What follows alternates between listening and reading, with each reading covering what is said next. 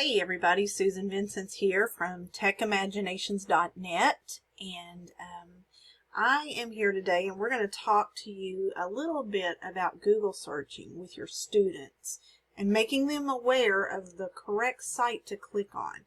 Because many times you may do a simple, innocent Google search and the student clicks on it and that site is blocked, and then you wonder why. You're contacting your IT department and you're asking them why this site is blocked when it is a perfectly legitimate site that typically would be open. So there's one thing you need to look at to make sure that the students are clicking on the right thing. So stay tuned as we go check out Google.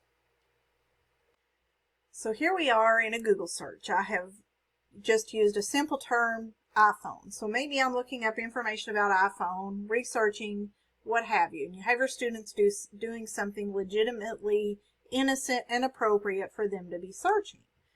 Be very aware of when those search results come up. Many times under certain search terms, you're going to get the first result with this word ad beside it. So let me click on that and show you what I get. It's going to take you to what looks like the apple.com site, which it is. And as it loads, it's going to come up. But notice all of this extra stuff.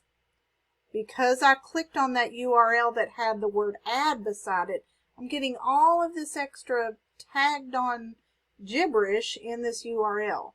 And many times, if you're at a school and it's using a filtering system, such as GoGuardian, Securely, any of those filtering systems that each school should have in place, many times ads are going to be blocked in that filtering program.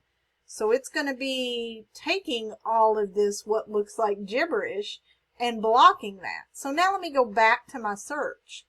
So notice I go down here and I see iPhone, Apple, www.apple.com. It does not have the word ad. Now when I click on this, notice what happens. apple.com/iPhone, and there we go.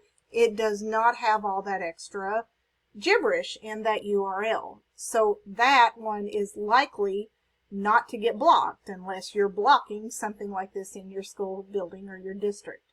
So make sure to clarify with students as you teach them appropriate search procedures to look for that word ad, because usually the same thing is going to be down underneath it, which will be the actual appropriate thing to click on in order for things not to be blocked for them.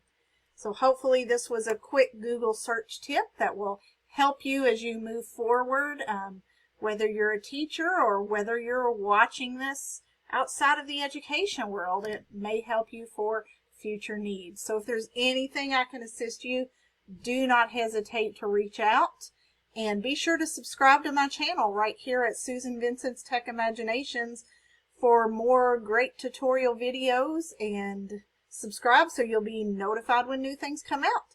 See you soon. Bye-bye.